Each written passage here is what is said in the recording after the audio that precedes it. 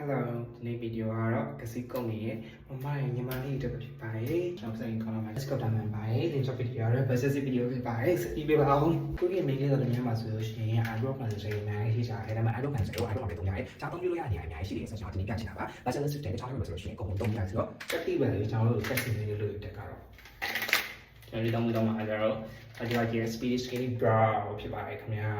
ဒီမှာလည်းမျိုးရှိပါတယ် lattice brown နဲ့ deep focus ပြီးတော့ 0.6 နဲ့ 0.4 ဆိုပြီးရှိပါတယ်ဒီကတော့ deep notch 0.6ကိုတုံးပြပေးမှာပါ waterproof ပါဆိုရင်လည်းကိုယ်စနစ်ခံနဲ့ပြောကြတော့နေတာလည်းပါခင်ဗျာဒီမှာလည်း 12 နဲ့ပေါ်တော့ရှိပါတယ် pencil ရဲ့ top ပေါ့နော်ခြုံလေးဆိုတော့ brush ကဆိုတော့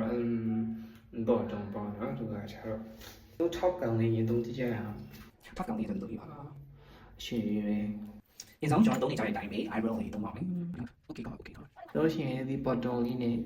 ကျွန်တော်အဲ့လိုမျိုးကြီးလုံးလိုက်မယ်ပြီးတော့ပါခင်ဗျာပြီးတဲ့နေရာသုံးလို့ရတယ်ဆိုလို့ရှိရင်ကျွန်တော်တို့မြင့်အိမ်ဖော်နေရာမှာတုံးလို့ရပါတယ်ခင်ဗျာမြင်တော့ပါပြီမြင့်အိမ်လေးရတော့ပြီးကျွန်တော် eyeliner နေနဲ့လည်းတုံးလို့ရတယ်ခင်ဗျာeyeliner ကကြတော့လေတဘာဝ low degree အနေနဲ့မှဆင်ပြီးရပဲပြီးတော့ကျွန်တော်တို့နှာတန်းဖော်လို့ရပါတယ်ခင်ဗျာ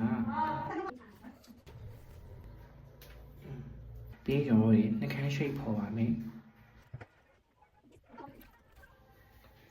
Look at my face လောက်ဆိုလို့ရှိရင်ဒီကိနေတော့ဝေးစင်နေပြီကွာဒီကရုံတော့ရုံကကြောင်းတော့ကြောင်းလာလို့ဆိုလို့ရှိရင်တော့ heavy မလေးချင်တဲ့လူတွေတက်ပေါ့နော်ဘာရဲ့စိတ်နေတဲ့လူတွေကစီကောက်တဲ့လူတွေဆိုလို့ရှိရင်ဒီချောင်းတာဝယ်လိုက်အကုန်စင်ပြီး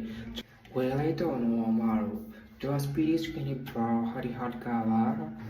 Yeah, my day. Roses ko recommend ပေးရပါဆိုတော့သူကနည်းနည်းမှောင်လို့သူကြောင့်တော့အဆင်ပြေရချိုးပိုက် for ရနည်းနည်း pure အသားဖြူလို့ဆိုပူစင်ပြီးတော့တုံးကြည့်ဒါပဲဘိုင်